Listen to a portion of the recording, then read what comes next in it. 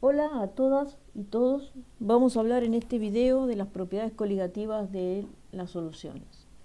Y para eso tenemos primero que volver a discutir el concepto de presión de vapor, que ya ha aparecido cuando vimos cambios de estado de agregación, pero apareció en otro contexto. Entonces, vamos a comenzar considerando una situación particular en la que yo tengo un frasco y en ese frasco agrego un líquido puro y lo cierro. El frasco, nosotros decimos el frasco estaba vacío, pero en realidad el frasco no estaba vacío, el frasco tenía una cierta cantidad de aire. Muy bien, cuando yo hago eso, lo que comienza a pasar es, vamos a pensar que el solvente que yo tengo es agua, para poner un ejemplo particular, pero lo que voy a decir vale, aunque tuviera otro solvente, vale para el otro solvente. Lo que comienza a pasar es que las moléculas del líquido, en este caso las moléculas de agua, aquellas que están en la interfase, algunas encuentran la chance de pasar al vapor y entonces hay un pasaje neto de material, de moléculas de agua, que salen de la fase líquida y pasan a la fase vapor. Con el tiempo esto hace que las moléculas de agua en el vapor se vayan acumulando y también hay una chance de que las moléculas de agua que están en el vapor vuelvan otra vez al líquido. Ese proceso continúa hasta que se acumula suficiente cantidad de moléculas de agua en el vapor, de manera tal que la chance de que alguna molécula de agua pase del líquido al vapor es lo mismo que la chance de que pase del vapor al líquido. Y entonces se establece un equilibrio dinámico. Cuando se establece ese equilibrio dinámico, hay una cierta cantidad de agua en el vapor ejerciendo una presión. Esa presión es lo que llamamos la presión de vapor. Es la presión que ejerce esa sustancia en el vapor cuando hay un equilibrio entre el vapor y el líquido. Para poder entender muchas de las propiedades coligativas, tenemos que saber cómo varía la presión de vapor con la temperatura. Yo les representé acá, les puse este gráfico, que nuevamente ya lo hemos visto cuando vimos los cambios de estado de agregación. En este gráfico ustedes tienen las condiciones de presión y temperatura a las cuales están en equilibrio las diferentes fases, los diferentes estados de agregación, y en particular tenemos esta curva que está acá. Esta curva, como vimos, me dice cuál es para cada temperatura la presión a la cual coexisten en equilibrio el líquido y el gas. Bueno, esta curva fue hecha en un sistema que tiene un solo componente. No es igual al ejemplo que yo les comentaba en la pantalla anterior, donde yo tengo mi líquido, en ese caso era agua, pero también tengo aire, y entonces en el aire tengo otras cosas. Sin embargo, esta misma curva, que es la curva de equilibrio líquido-gas de un sistema que tiene un solo componente, se puede usar como la curva de presión de vapor del líquido en función de la temperatura cuando ese líquido está expuesto al aire, siempre y cuando el aire tenga presiones relativamente bajas como 1 atmósfera, 1,5, 2 atmósferas. A esas presiones, esta misma curva que me da la presión de equilibrio de un líquido en función de la temperatura, me da la presión de vapor en función de la temperatura. Bueno, entonces con ese marco teórico podemos abordar ahora un tratamiento cuantitativo de las propiedades coligativas.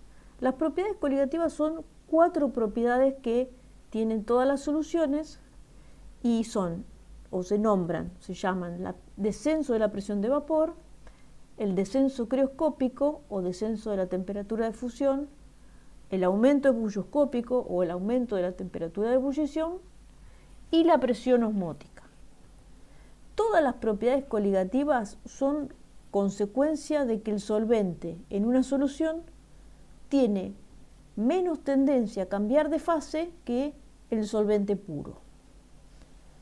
Y nosotros vamos a ver en el curso las fórmulas para calcular la magnitud del descenso crioscópico, del aumento bulloscópico, de la presión osmótica, del descenso de la presión de vapor, vamos a ver fórmulas que nos permiten cuantificar estos cambios para soluciones que son diluidas y que el soluto es no volátil. Un soluto no volátil es un soluto que no tiene tendencia a pasar a la fase vapor. O sea, el único que tiene tendencia a pasar a la fase vapor y ejercer una presión de vapor es el solvente. Bueno, entonces comenzamos con el descenso de la presión de vapor. Para ello lo que tenemos que hacer es ver la ley de Raoult. La ley de Raoult me dice que la presión de vapor de un solvente por encima de una solución está dada por la siguiente fórmula. En esta fórmula, PA es la presión de vapor del solvente sobre una solución, mientras que PA0 es la presión de vapor de A puro. Estoy usando A para denotar al solvente. Y X de A es una unidad de concentración que nosotros ya hemos visto, ustedes ya han visto, la presentó Silvina en la clase anterior. XA es la fracción molar, ¿no? Entonces, esto es la concentración del solvente expresada en fracción molar. Fracción molar, por si no lo recuerdan, se define como el cociente entre el número de moles de esa especie en cuestión, en este caso el número de moles de A, y el número de moles totales de todas las especies que hay en la solución. Yo en este caso he escrito número de moles de A, y este N que puse acá es el número de moles de soluto. Incluye acá todos los solutos, ¿no? Entonces, número de moles de solvente más número de moles de soluto. Si hay varios solutos, están todos incluidos, la suma del número de moles de todos los solutos es lo que va acá. Ahora bien, fíjense lo siguiente, como A es el solvente, el número de moles de A es un número mucho más grande que el número de moles de soluto, aunque lo junte todo. Entonces, Na más N de soluto es parecido a Na, y por eso la fracción molar de A es un número cercano a 1. Sin embargo, es cercano a 1, pero es menor que 1, porque siempre Na más N de soluto es mayor que Na. Y eso hace que siempre la fracción molar del solvente sea menor a 1. Entonces, como X de A es menor a 1, si ustedes se fijan y reemplazan acá, la consecuencia que tengo es que la presión de vapor de A sobre la solución es menor que la presión de vapor de A cuando está puro. Y por eso es, digamos, ese es el origen del descenso de la presión de vapor. Si quieren tener una explicación de por qué ocurre este fenómeno, es muy fácil desde el punto de vista intuitivo, porque si hacemos una visualización, imaginamos cómo podría verse la interfase entre el solvente puro y la fase vapor, tendríamos algo más o menos como lo que está acá, donde está el líquido. Tengo las moléculas muy juntas y después algunas se escapan y pasan al vapor y ahí ya están un poco más separadas entre sí.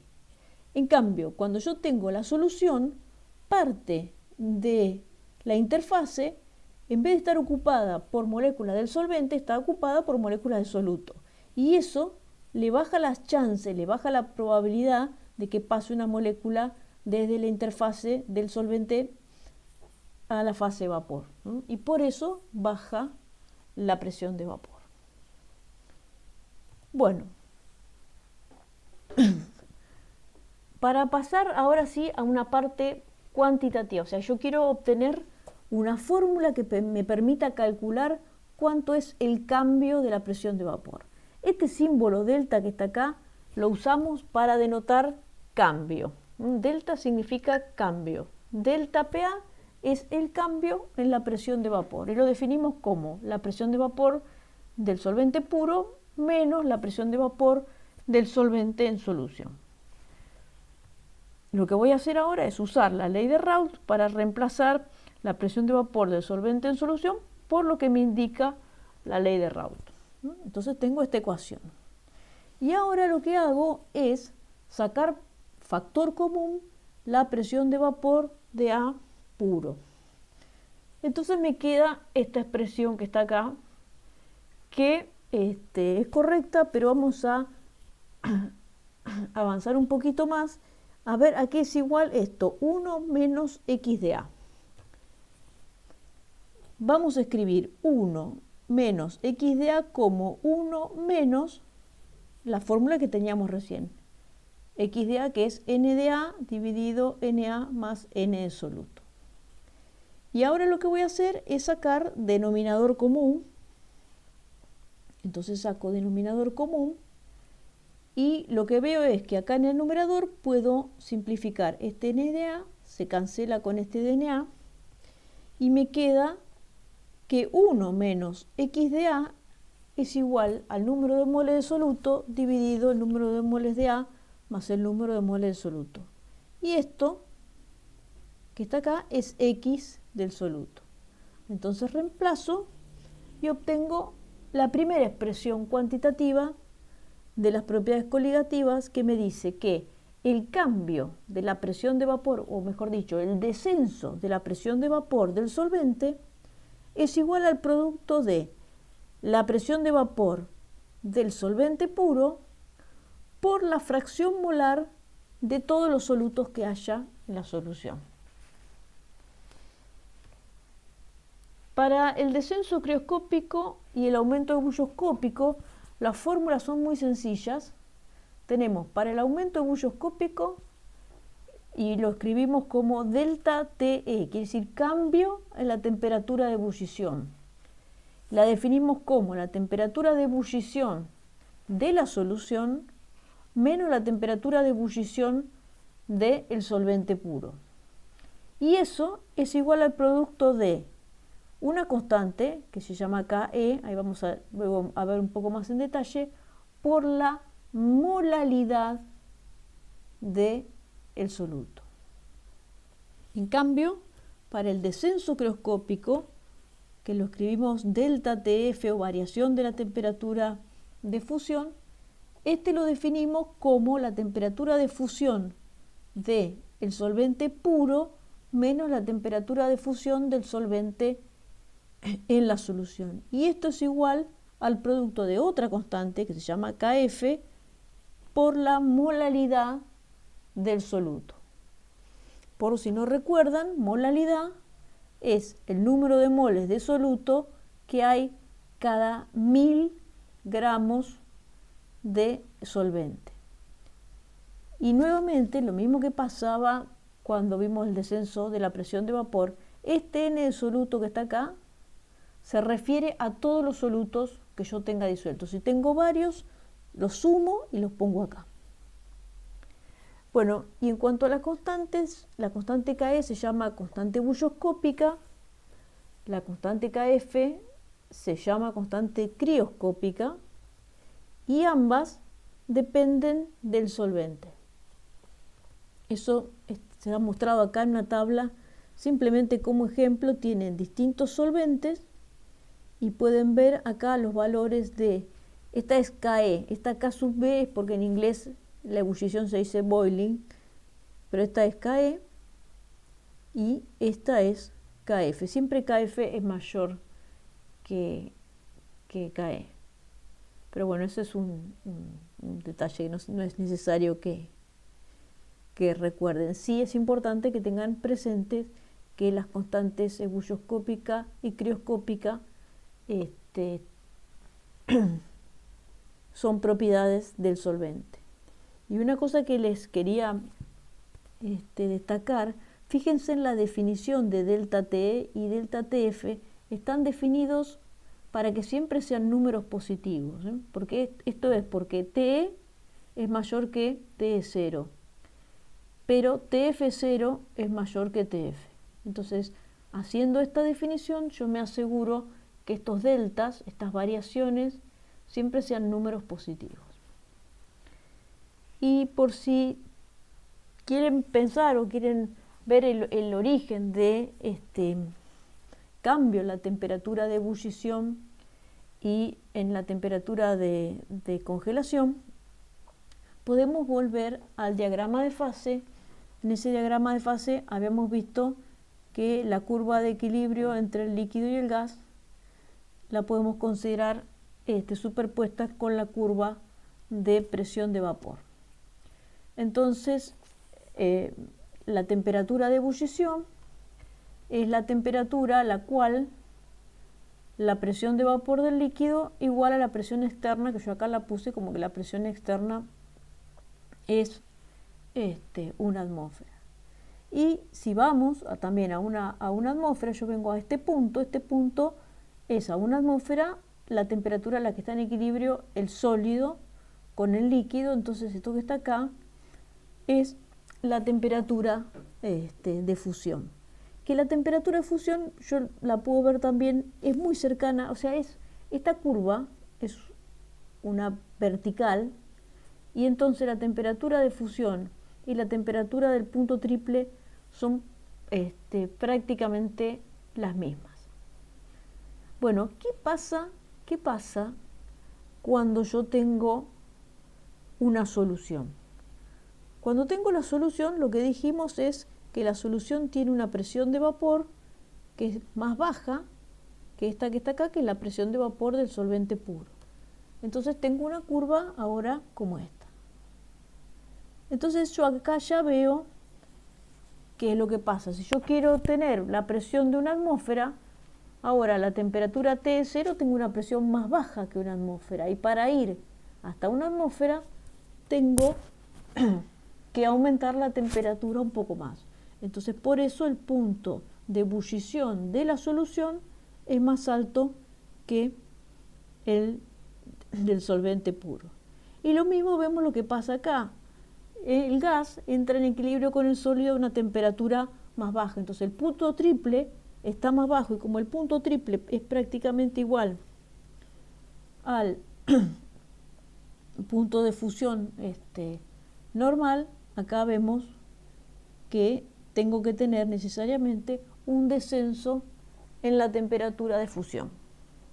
Entonces, con este simple gráfico y considerando la ley de Raoult, que me dice que la presión de vapor del solvente en solución es más baja que la del solvente puro, naturalmente vemos que tiene que ocurrir el aumento bulloscópico y el descenso crioscópico. Bueno, y por último, la última de las propiedades es la presión osmótica, que tenemos que dar un poco de vueltas para poder explicarla. Para explicarla vamos a considerar este sistema que está dibujado acá. En el mismo tengo, de un lado, tengo solvente puro, y del otro lado tengo una solución. Y ambas fases líquidas están separadas acá por lo que se llama una membrana semipermeable. ¿Qué quiere decir semipermeable? Quiere decir que deja pasar algunas cosas sí y otras no. En el caso particular, esta membrana semipermeable deja pasar a las moléculas del solvente, que son pequeñas, y no deja pasar a las moléculas del soluto. Quizás a ustedes les puede parecer que una membrana semipermeable es algo muy raro, pero no es así. Y en los sistemas biológicos está lleno de situaciones donde hay moléculas de soluto, que son proteínas, moléculas relativamente grandes, que no pueden pasar una membrana, por ejemplo una membrana celular, y moléculas pequeñas como el solvente, que sí lo pueden atravesar. Bueno, entonces, ¿qué pasa cuando yo tengo una solución como la que les acabo de describir? O sea, una solución de un lado, solvente puro del otro, y ambos separados por una membrana que deja pasar el solvente y no deja pasar los solutos. Bueno, lo que se observa es que el solvente puro empieza a pasar para el lado de la solución, y si no se hace nada, continúa pasando indefinidamente. Ahora bien, hay una manera de impedir que pase solvente desde el lugar donde está puro hacia la solución. Y eso es ejerciendo sobre la solución una presión extra. Entonces, si yo quiero evitar el pasaje de solvente puro hacia la solución, lo que tengo que hacer es ejercer una presión extra del lado de la solución. Y la presión extra que debe aplicarse es lo que se llama presión osmótica y se denota, se escribe como pi. Y para soluciones que son muy diluidas y que se comportan idealmente, la presión osmótica se puede calcular a partir de esta ecuación. Pi es igual a R por T, donde R es la constante de los gases, T es la temperatura absoluta, o sea, la temperatura expresada en Kelvin, y esto que está acá no es otra cosa que la concentración molar de soluto.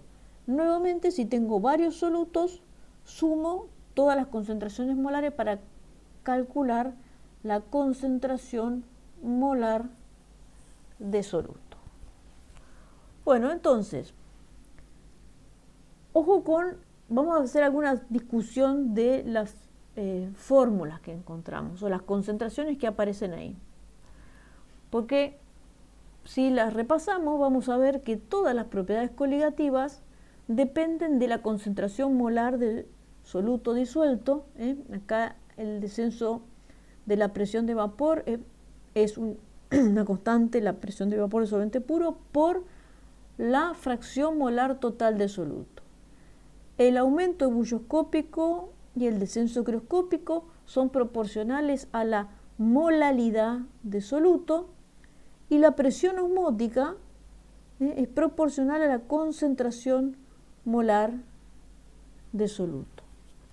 Ahora, una cuestión interesante es que en estas fórmulas aparecen las concentraciones de soluto, distintas concentraciones de soluto, pero no importa quién sea el soluto, se aplican las mismas fórmulas, ya sea que mi soluto sea, no sé, metanol, acetona, sacarosa, el soluto que sea, lo único que importa es la cantidad de soluto disuelto que yo tengo para tener estas concentraciones y no importa su identidad.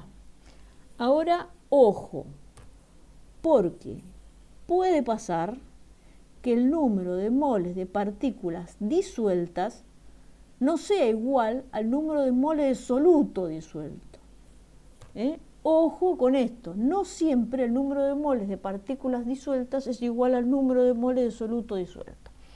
Y para ver por qué no es así, vamos a ver un pequeño programita con una simulación que es un poco simple, pero es simple, pero sirve para ilustrar, vamos a decir. Supongamos que yo tengo sacarosa y entonces voy a hacer una solución de esa sacarosa. Cuando disuelvo la sacarosa, las mismas moléculas que estaban en el sólido están en la solución, se mueven para todos lados, pero son las mismas moléculas. Si disolví un mol de sacarosa, voy a tener un mol de partículas disueltas. Muy bien, ahora, ¿qué pasa si yo disuelvo una sustancia iónica, un compuesto iónico, como el ejemplo prototípico del cloruro de sodio? ¿Qué pasa cuando disuelvo cloruro de sodio? Bueno, fíjense, los iones sodio y cloruro, si yo disolví un mol de cloruro de sodio, cuando forman la solución, voy a tener un mol de sodio y un mol de cloruro. Fíjense acá que están mostradas las concentraciones. Voy a tener igual concentración de ambos iones, de manera tal que el número de moles de partículas disueltas va a ser el doble que el número de moles de sal disuelta. Y vamos a considerar otro ejemplo. ¿Qué pasa si yo, en lugar de tener cloruro de sodio, ahora tengo cloruro de calcio. Fíjense, la fórmula del cloruro de calcio es calcio cloro 2. Entonces disuelvo cloruro de calcio y ahora tengo iones cloruro, iones calcio y tengo además el doble de iones cloruro de lo que tengo de iones calcio. Si disolví 1 mol de cloruro de calcio, voy a tener en la solución 1 mol de calcio y 2 moles de cloruro, con lo cual el número de moles de partículas disueltas va a ser 3 veces el número de moles de sal disuelta. Entonces, con eso es que hay que tener cuidado con las propiedades coligativas. Entonces, para tener en cuenta, el proceso de disolución puede estar acompañado de disociaciones o asociaciones. Nosotros recién vimos las disociaciones, las asociaciones no las vimos y no las vamos a ver. Los solutos iónicos se disocian en sus iones constitutivos cuando forman la solución. Y a concentraciones bajas, esta disociación la podemos considerar que es total. Si la concentración fuera muy alta, no es total, pero a concentraciones bajas podemos considerar que esta disociación es total. Entonces, ojo, cuando vamos a usar la fórmula de las propiedades coligativas, acá tendrán que usar fracción molar de soluto, molalidad de soluto, concentración molar de soluto, pero tienen que tener en cuenta que si la especie es un compuesto iónico, cuando se disuelva, se va a disociar en sus iones constitutivos y entonces voy a tener una concentración de partículas disuelta que es diferente a la concentración de sal disuelta. Entonces eso es lo que tienen que tener mucho cuidado cuando van a hacer los problemas de el cuestionario que les preparamos. Y con eso terminamos la presentación de las propiedades coligativas. Nos vemos en el próximo video.